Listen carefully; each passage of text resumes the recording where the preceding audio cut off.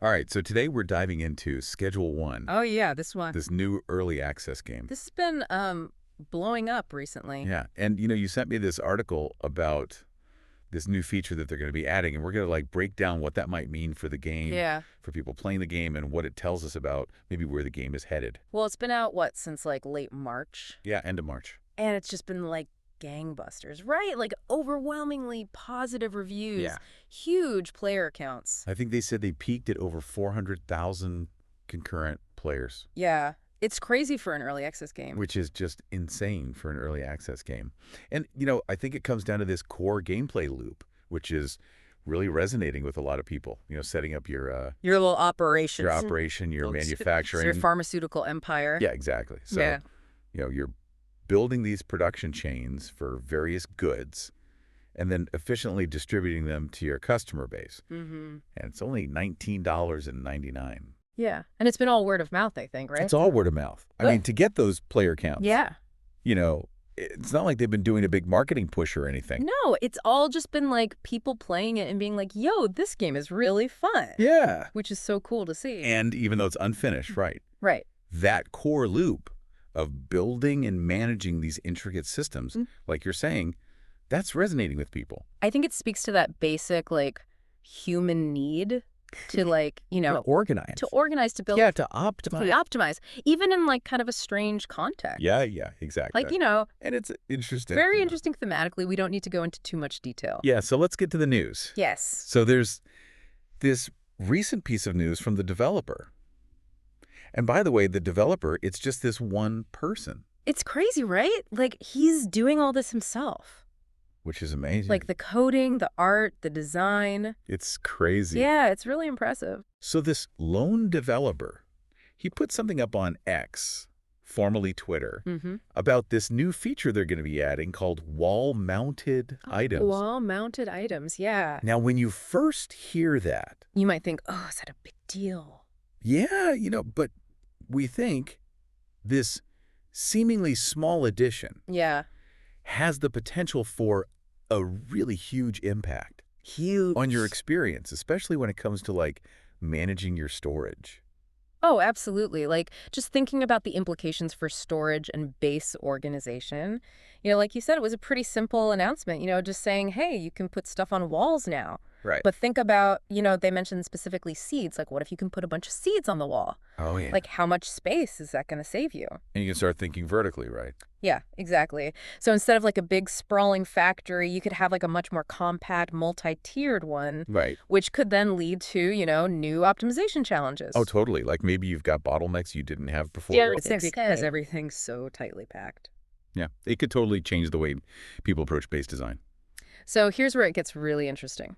The big question is, how is this wall mounting actually going to work? Right. So the image they showed, it had these shelves, and there are multiple items on the shelves, which suggests an increase in storage capacity, right? Right. But we don't know, and this is the big thing, can you place these shelves above your existing crafting stations? Ah, that's the million-dollar question. That is the question. Because if you can, oh man, that is a game changer. It's huge EE. Right, because then you could really maximize your space. Yeah. You can really start getting into like efficient layouts, vertical stacking. Yeah. Yeah. And I mean, on a development side, and this is probably not trivial to implement. No. Right. Like they've got to go in and think about, object placement, collision detection. Yeah, all that stuff. And depending on how they built the game originally, it could get complicated. Totally. Like this could be, way more work than it seems on the surface. Yeah, and it could introduce like performance issues. Who knows? Right. But if they can pull it off, Oh, it's going to be amazing. it's going to be so cool. I mean, imagine, right? Like no more sprawling, inefficient setups. Everything's nice and tidy. Yeah, everything's compact, vertically integrated. And it really speaks to those management and systems aspects of the game. Oh, absolutely. This is like, taking those elements to the next level. Yeah. Like it's more than just having more space. Right. It's like, now there are new strategic considerations Absolutely. in how you're managing your resource flow. Like, how do you design your production lines now? With this verticality in mind. And think about how that ties back into what we were saying about that addictive gameplay loop. Oh, yeah.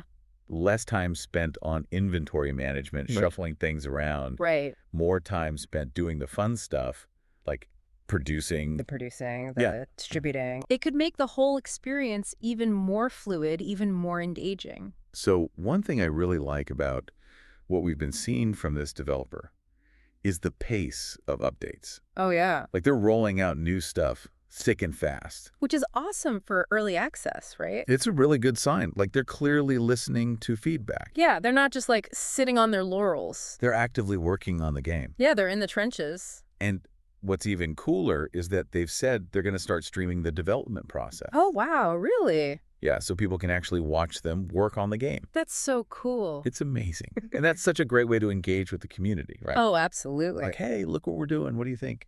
Yeah, and it shows that they're really invested in the game and the players. It's a good sign. And looking at the bigger picture, the game's Steam Early Access page, it says they're planning for Schedule 1 to stay in early access for about 2 years. Okay, so a pretty standard time frame. Yeah, pretty typical. But what's exciting is what they have planned during that time. Yeah, what are they thinking?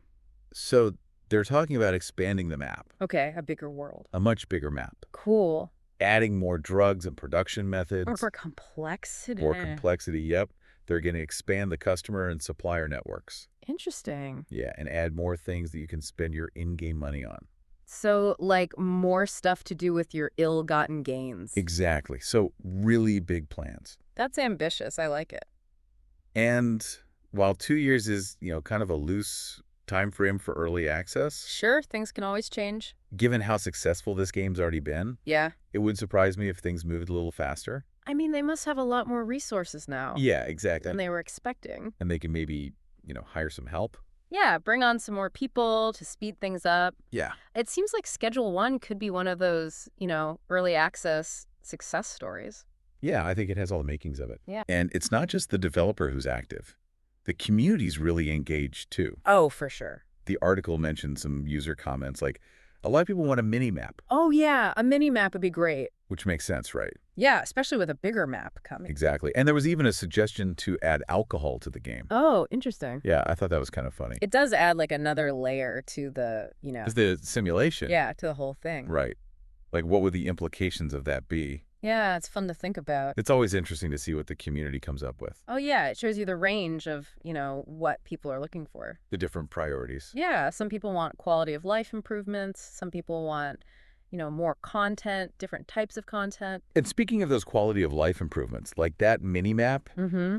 that kind of ties into this wall-mounted items thing, right? Yeah, in a way. Like it's about making the game more user-friendly. Or streamlined. Yeah, exactly. Yeah. And that's not a bad thing at all. No, not at all. Like sometimes the best changes are the ones that just make the game more enjoyable to play. Yeah, and I was thinking, are there any downsides to this wall-mounted items thing? Oh, that's a good question. Like, could it make the game too easy? Yeah, like if you can optimize your storage so much, does it trivialize some of the challenges? Right. Like maybe part of the fun is figuring out how to manage your limited space. Yeah, and if you take that away, Then it's not as engaging. yeah, that's a good point. It's something to consider, Yeah, for sure. Like even good changes can have unintended consequences.